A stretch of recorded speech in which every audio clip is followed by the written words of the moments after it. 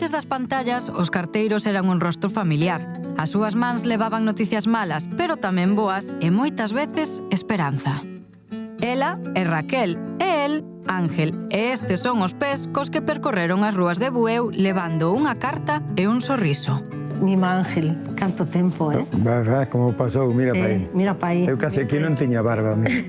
Sí, pero que ben o pasábamos, Daquela era outra cousa. Pandilla, era outro grupo, era outra cousa sobre todo no rural, E si vamos a facer unha última vez a ruta, ti máis eu por aí a recordar. Veña, hala, vámonos.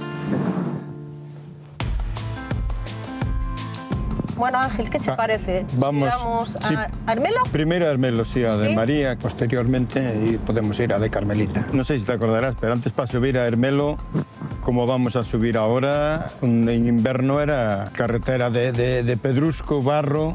Sí. Como non me vou acordar? Non había asfalto, ni... E os camiños posteriores, despois polo lado, era algo... Era nada, pedras, terra, barro. E barro. Ti recordas cando eran as romerías aquí, as roscas vendendo aí? Pois nada, vamos a dar ahora un saludiño vamos hasta María. A María. A ver si non está moi ocupada.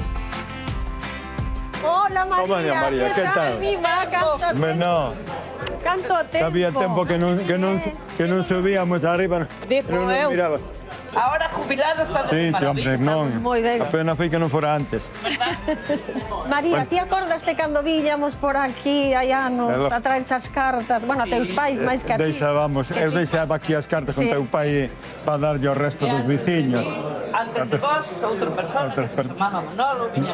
Tamén. Cantos anos fai, Madre mía, xa choveu.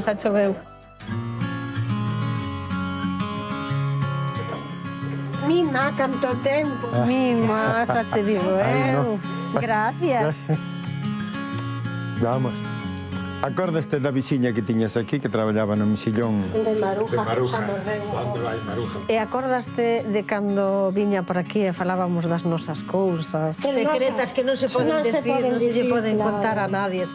Hoxe en día xa non existe esa relación. Antes, para levar unha carta a casa, tiñas que entrar dentro da casa. Ahora temos un buzón. Cantas veces Entonces non te relacionas tanto.